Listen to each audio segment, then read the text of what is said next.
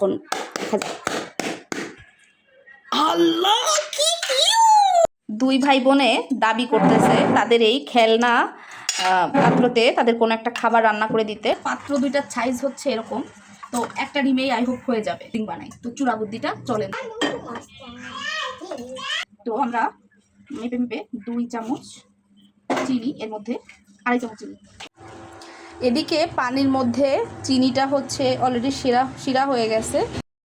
এইখানে পাত্র দুইটা ইলেকট্রিক চুলার উপরে দিয়ে ক্যারামেল বানায় নিচ্ছি। যেহেতু পাত্র দুইটা অনেক পাতলা বা হালকা, তাই ইলেকট্রিক চুলায় দিলে এটা ভালো হবে, গ্যাসের চুলায় এই জন্য দেওয়া হয়নি।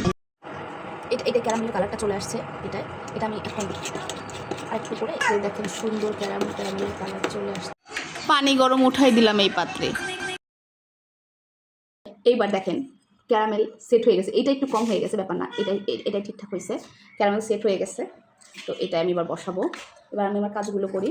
প্রথমে হচ্ছে একটা ডিমটা ফেটে নিচ্ছি।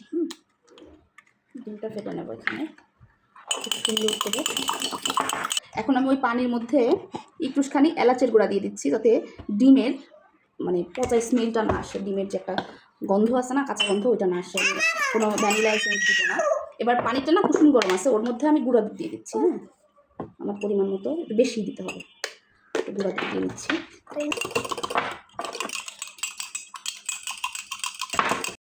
দুইটা পাত্রে বেশ সুন্দরভাবে দুইটা মানে সেট হয়ে গেছে। এখন আমি দুইটা পাত্র আমি গরম পানির মধ্যে বসাইয়ে এই যে ঢেকে দিচ্ছি। হ্যাঁ, ওটা মানে চুলার জ্বালা একটু। ফাইনালি আমরা পুডিংয়ের অবস্থা বুঝতে আসছি। ও মা, এখন ফুলে উঠছে কেন রে ভাই।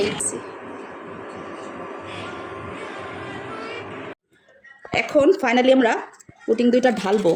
তো আমি ছুরি দিয়ে একটু আলগা করে নিচ্ছি, জানি না কি হবে। এখন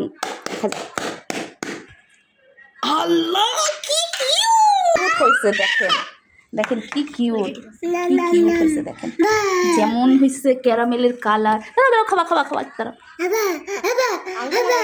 এই দেখেন, এই যে দেখেন আরোহী সোনা এখন খাচ্ছে। মজা মা।